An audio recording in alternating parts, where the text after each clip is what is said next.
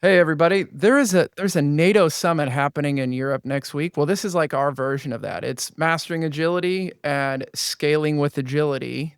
Two titans in the world talking about some topics today. So, Yuval, just in case somebody has missed your previous two experiences on mastering agility, can you remind us all who you are? Yes, I'm helping people achieve better outcomes through their product organizations and their businesses and how they're structured. I'm a professionals from trainer and coach, safe guy, just trying to bring nuance to this role. And for your audience, I'm Jim Sammons coming at you from Ohio in the United States. I'm one third of the Mastering Agility clan. And yeah, I do similar work to the other two guys on this chat. I'm helping clients large and small, experienced and just starting out with all things lean, agility, uh, value, objectives and key results, everything in that sphere. So that's me. I'm Rich Visotcky. I'm here to help everyone see another team member's perspective and try to get on board with it to um, get that common picture, that shared understanding that helps you all achieve good stuff together. Um, like like the other two people here, a professional Scrum trainer with Scrum.org, also a certified training partner with Sense and Respond. We've all gone through that recently, which has been pretty cool too. And outcomes have been top on our mind there, which I'm pretty sure we're going to be getting into here today. So, as always, great to be back here. So speaking of outcomes, Yes. we had a nice conversation the other day um, about the somewhat ironic nature of teaching people to focus on outcomes using techniques like OKRs or, even user stories are trying to teach people to focus on outcomes. There's nothing new there. But the way we package the training that we provide is sort of the classic activity.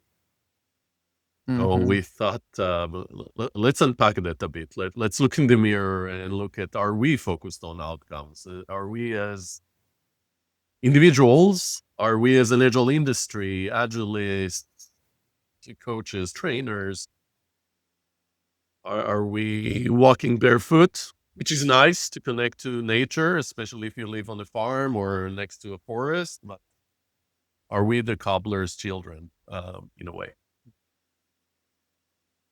I think we Good point. can be. I mean, this week I was just telling somebody not too long ago that I had to follow my own advice this week. And well, I mean, geez, I'm gonna hit enter on LinkedIn here later today, and you'll all see it. But effectively, the short version of the story is when I was hanging out with Rich a few weeks ago, he said, "Hey, I think you really should go do this thing," and I'm like, "Oh, what about focus? What about my own message to people that focuses about what you say no to and not what you say yes to?" And I was very conflicted. And then I thought about what would a measurable change in behavior be? Like, if I was going to do this, what's the outcome I'm after? What is it I'm hoping to do? Am I just adding busy work for no benefit, or am I just is it selfish busy work? Like, sometimes being busy and doing something is a very selfish is a bad word maybe, but it's a me thing versus a we thing, right? Like, I can self-justify better than anyone else in the world things that I choose to do. Yeah. It doesn't mean they'd hold up to any scrutiny or or data or outcome type thinking whatsoever. Yeah. We should talk sometime about no OKRs, no curs. You see that term? And OKRs? No. Yeah. Like the things you will not do. You're declaring your non-goals. So that's Ooh, it's that's an interesting. interesting one. No KRs. I love No that. That's OKRs. cool. Yeah, I'll tag you on the conversation. Okay. They didn't come up with it. The outcomes you never want to see. Yeah. But I was hoping we challenge ourselves to talk about the training, aspect specifically. So this is the irony, right? When I go in and am asked to teach a class as a professional Scrum trainer, as a safe SPCT, as an sense and response certified training partner with an organization that its flag says outcomes over outputs over activities. But it's true for all of these organizations that we want to focus on value and transformation.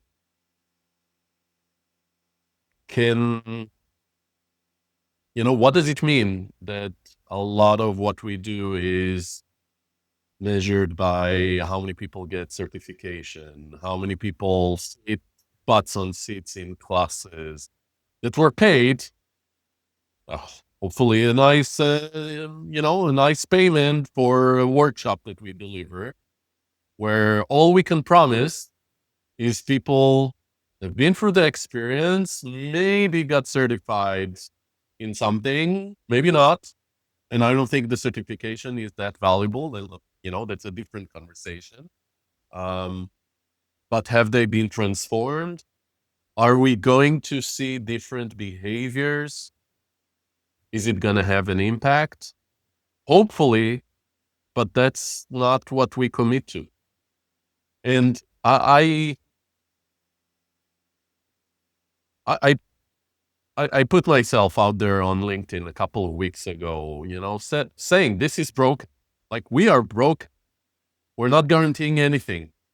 We're guaranteeing the wrong things. We're focused on vanity metrics. And what would it look like if we started to focus on outcomes? If we were willing to say, don't pay us, or don't pay us all our, fancy day rate, if this is useless at the end. I deliver an OKR training, even if it's just a training. What would happen if I tell you, let's just talk 3 months from now about what's the impact that this made? What were the changes in behavior from this training? How would it change the dynamic in our industry? This was one of my most popular posts in recent times. A lot of people felt like a trainer cannot expect a scrum master or a coach to be accountable to results because it's out of their control, right? So it's interesting. I don't know. What do you think? Could you expect a trainer to be accountable to results? I think it depends on how you're set up. And I struggle with this a lot too, because when I go to engage with a client, my ideal client tells me what they're trying to achieve, right? Because I get requests, can you run this PSM class? Yes, I can. Is that the right class? Like, what do you want? Right? Because sometimes it's not, we want to learn Scrum. I'd rather you take the Applying Professional Scrum class, right? We don't know about that. We know about the PSM, so we want to take it. Do you really? And so if I can help engage with that and say, what is it that you're trying to achieve with training? How do you know that this will have been successful? What can I do to help you learn that and check in, like you said? At that point, we're more focused on outcomes, the changes we want to see organization and the way that people are behaving, what they're doing, the ways in which products are getting managed, the amount of releases that they get into, and the less bugs that they're creating. There'll be lots of things that happen that show that this training had impact.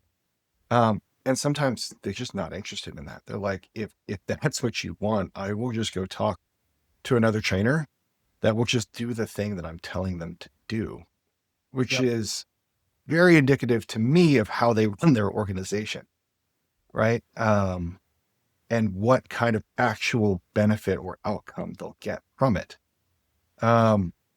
Sometimes I take those gigs because I'm like, fine, if you're willing to throw all this money at me, and I need to pay my bills, sure, right? Okay.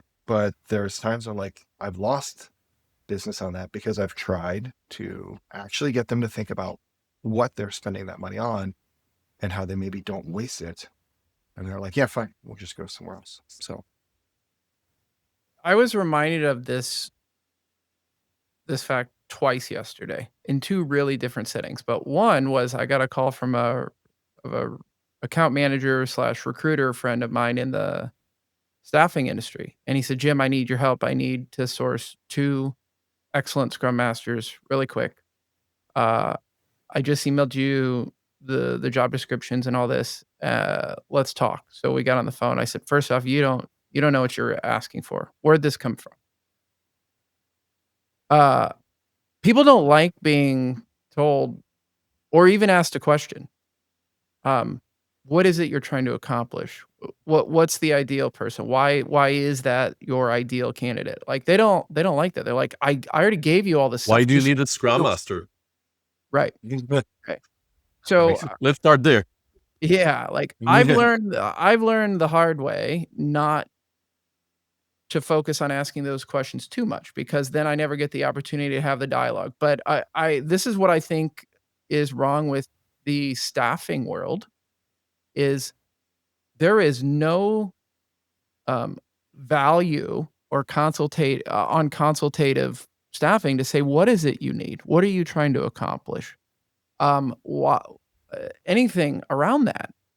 And it just leads people to be like, "These are the 3 recs, these are the 12 bullet points, just go fill me these people as cheaply as possible," right? And then people are unhappy with the outcome, and then people like us say, "Well, of course you are, because you didn't approach the problem correctly. You didn't approach it from an outcome-based thing. You gave somebody a list of things to go do, they went and did it, and you're unhappy with the result. The only person you have to blame there is yourself."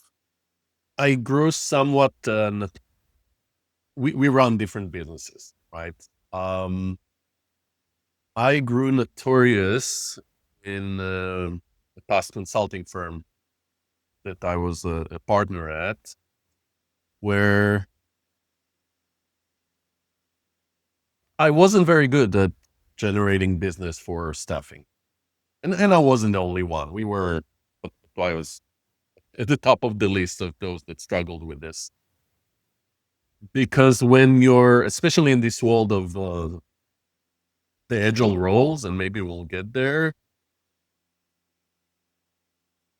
the finding a person, resources to tackle the problem is not necessarily the right approach. A lot of the time, the right approach is, different behaviors of the organization, but there are different options, right? If you're compensated by rev share on filling staffing positions for your client, if that's your business model, we're creating an ecosystem which is hard for everybody to thrive in. And I've lost business. I've lost business, like Rich has lost business.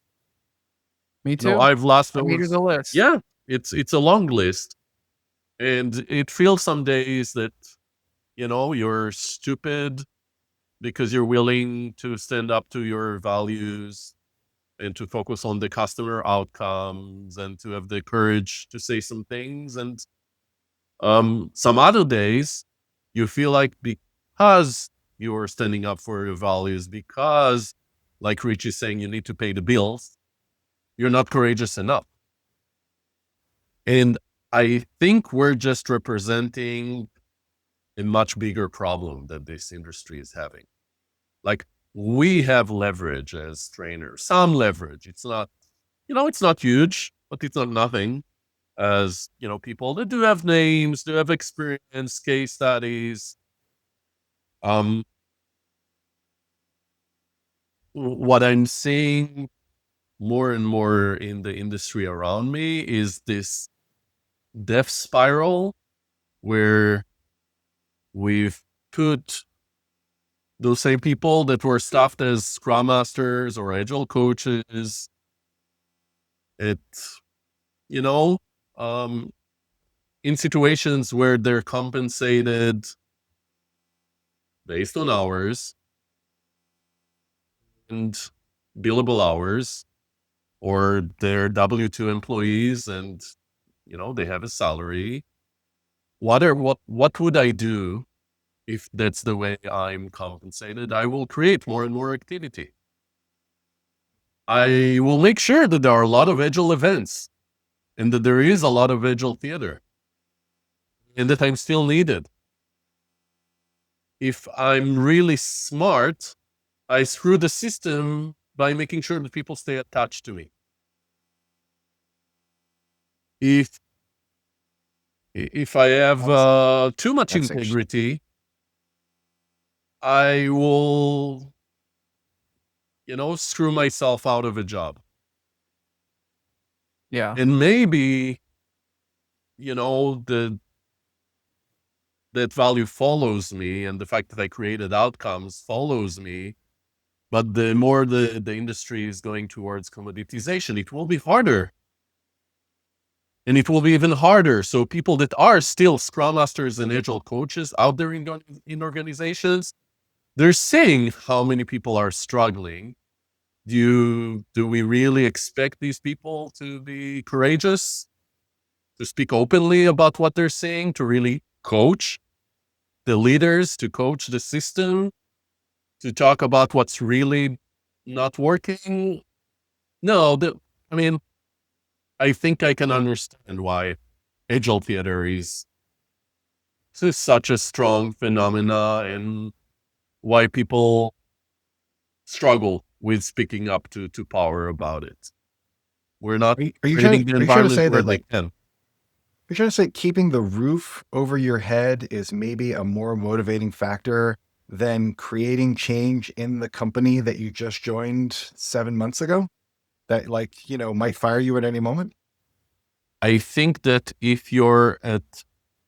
that's a good question. I think that unless you're at a position where you might call it prosperous, you might call it, you're financially independent, you have enough money that you're willing to speak up. Unless you're in that position where, if you still need to pay the mortgage, pay the bills, your family, I think it's an inherent conflict for anyone that wants to focus on outcomes and wants to bring courage. It's a struggle where Yeah. I would totally understand why they would care more about, maintaining their job, maintaining the position, the contract, whatever it is, doing the hours instead of delivering value and going. I think with that, the smaller your network is, the harder it is to live up to your values, right? And get paid for that, right? Because if you're working at a job, whether you're a direct employee or a contractor, right, coming in, and you don't know anybody else, and like the sense of, man, Rich always stands up for, calling out the issue that he sees, when we're in an organization. Yuval's always there to make sure that we are focused on the right things. Jim is always here to support us, and make me feel like I belong somewhere, something like that. If it's just that one team that you're working with and whoever your manager is, and they're the only people that get to know you in that way, then if you get fired for doing the right thing, right, and you get fired mostly because somebody just doesn't want to hear it, you don't have the reputation to go along with you, right? But if that network, I think, exists either from previous places you worked at, other people that you connect to in meetups, just trying to get broader out there. To me, that gives me a little bit more of a willingness to say, yeah, maybe this isn't the right spot, and I don't feel too worried about trying to move on. Doesn't mean another job's going to be waiting for me tomorrow, but I'm like, I can find people who want me to be me and actually help them out. I don't know if a lot of us have just found that yet. So to play the outcome versus activities versus output and impact card again, I think you're calling out one way to achieve forever employable status, which is That's an how Jeff activity for it. Gothel Yes. talks about it. Yes. Either forever employable or I couldn't financially independent, which means I don't care. Yeah. I'm not there yet. When no, me neither. Far from it.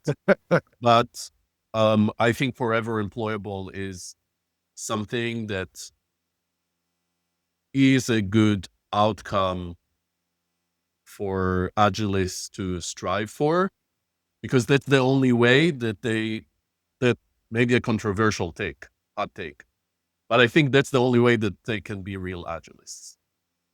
Yeah. So I think we're in for a shakeout.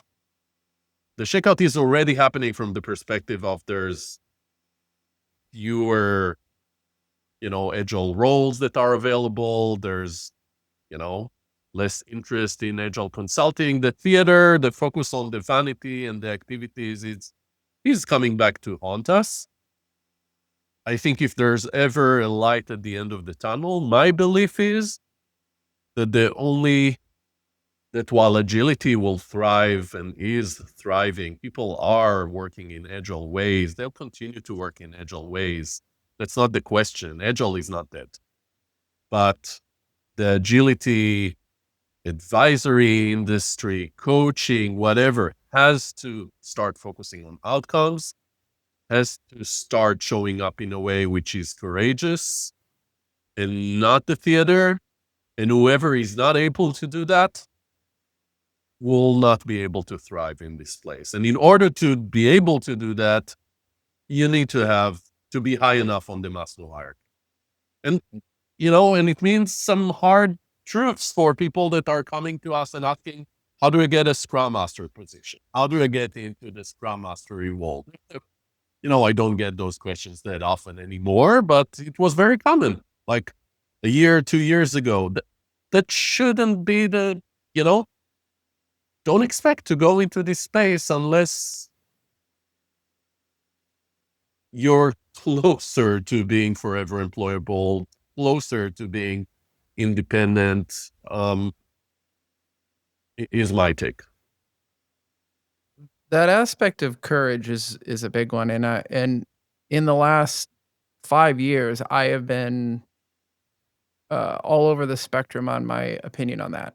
Um, interestingly, um, when I felt like we as a group of people doing similar work needed it the least was when I saw the most focus on Maslow's hierarchy of needs at the most important things in psychological safety and all this. And I have said on Mastering Agility many times, like, I think we many people talk about that stuff too much. But now it is pivotal because in my opinion, answering only for myself, not putting words in anyone else's mouth, I feel the most courage when I feel the most other things like safe, respected, valued, confident of these other things. We cannot discount the relationship, in my case, I'll admit, direct relationship between courage and those things.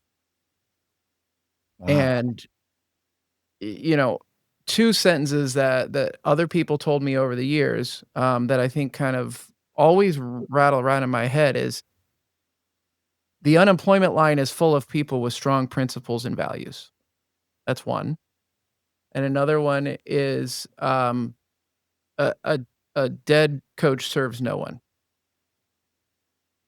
Which both of those things kind of put your basic human needs, and I kind of, uh, adapt that second one to put your own mask on first. Like, there's a reason airplanes tell you to do that, okay? If you have people with you, if you wanna help others, if you have children with you, if you're unconscious, you are of no help to anyone else.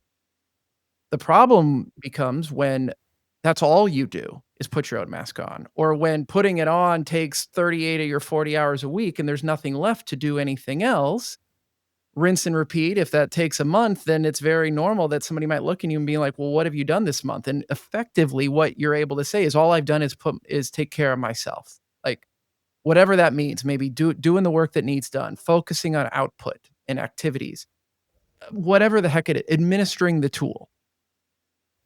Which I'd argue is not putting the mask on.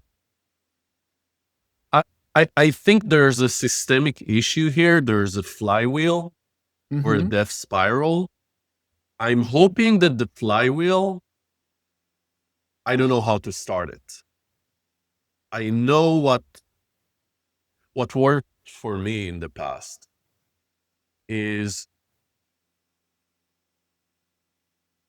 that often enough, my reputation, my notoriety for focusing on outcomes and not creating big transformations and not bringing or forcing you to create tons of new roles in the organization and very focused interventions, it created enough awareness, word of mouth, that even though I heard Steve Chandler talks about die before you coach or something along those lines. I need to look up the exact quote. But it's essentially a samurai mindset where going into the coaching conversation, going into an agility engagement, you're okay with dying. And by being okay with dying, and I don't think we need to really die for it, we shouldn't, really die for an agility conversation, but we should be okay with losing and not working with that client, not starting to work with the client or finishing our work with the team because, we said that we asked a too powerful question.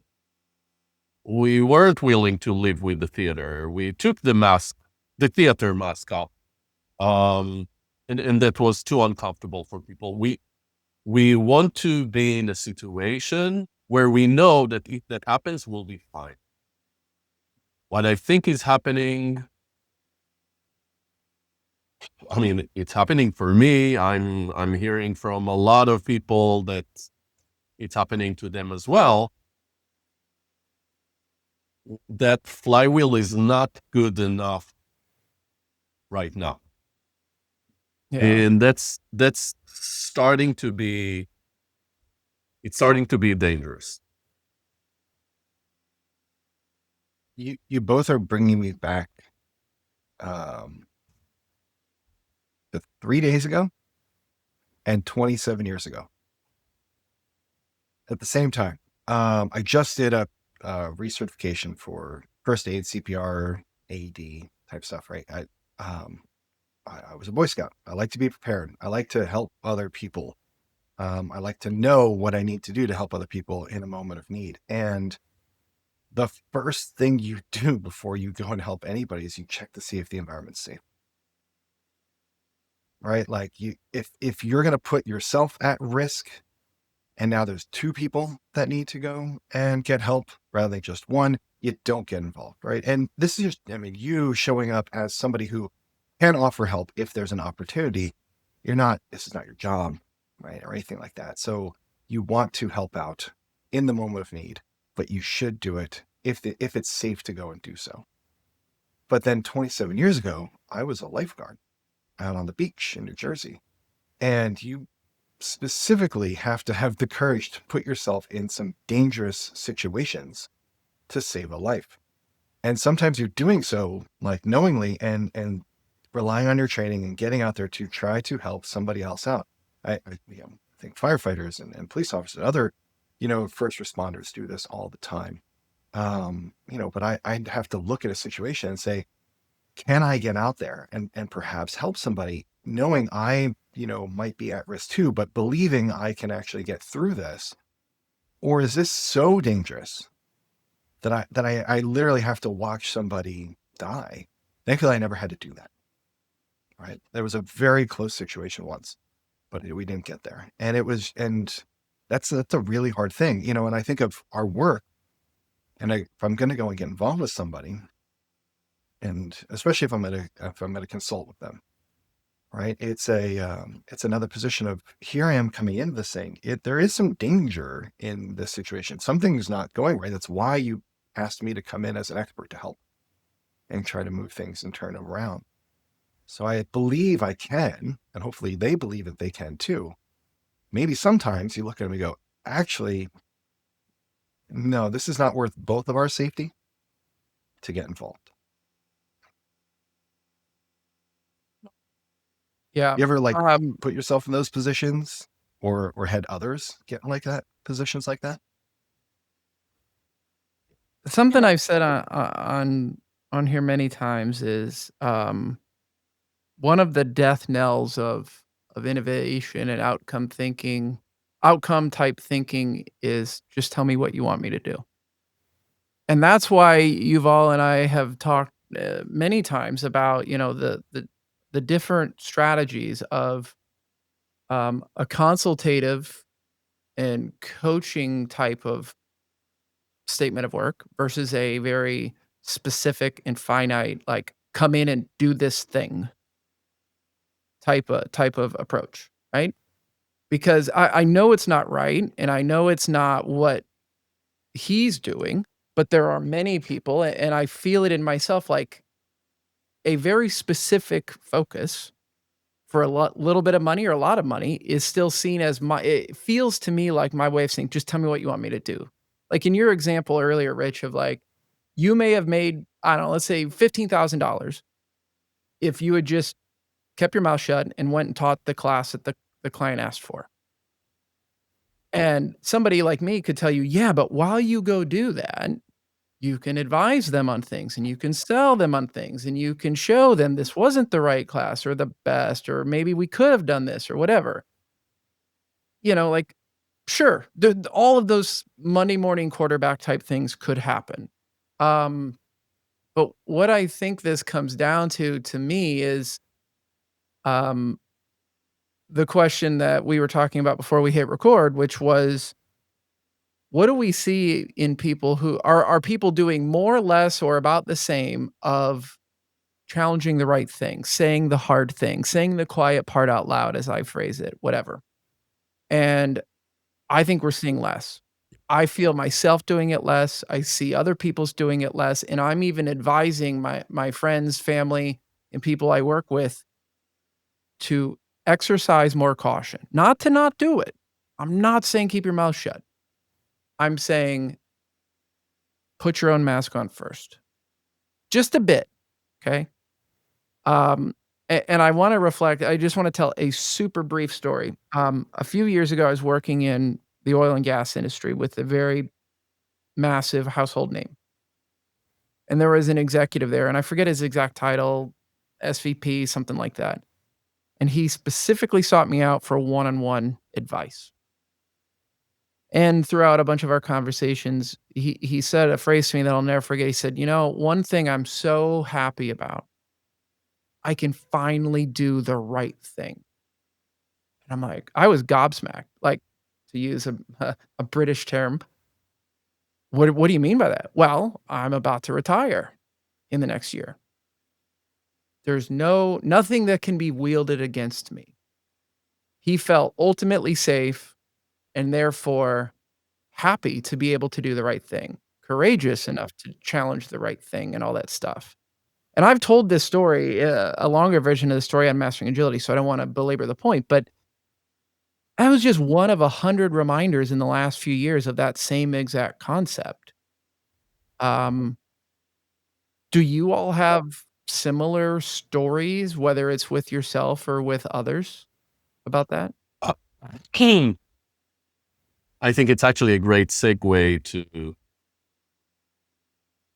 to talk about what we could talk about in our next conversation, because I think that notion of how do you put the air mask on, what does that actually look like, is an interesting conversation in and of itself.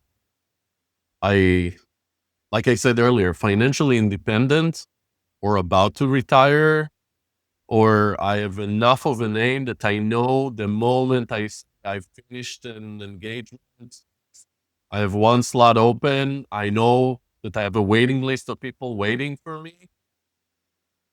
That's putting the air mask on, and putting the air mask on for in that way enables you to do the right thing in an engagement. I don't know that there's a way to put your air mask on in an engagement. I need to think about it some more. So I'd be happy to talk more about it.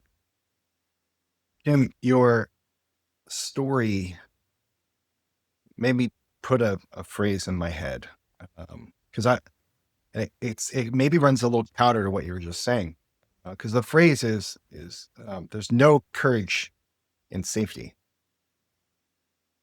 If you're already safe, what do you need the courage for? There's no risk. There's nothing to be courageous about, right? Versus, so I'm glad that this person finally, at least for a year, got to help out people in the way that they should have been getting help for probably a decade.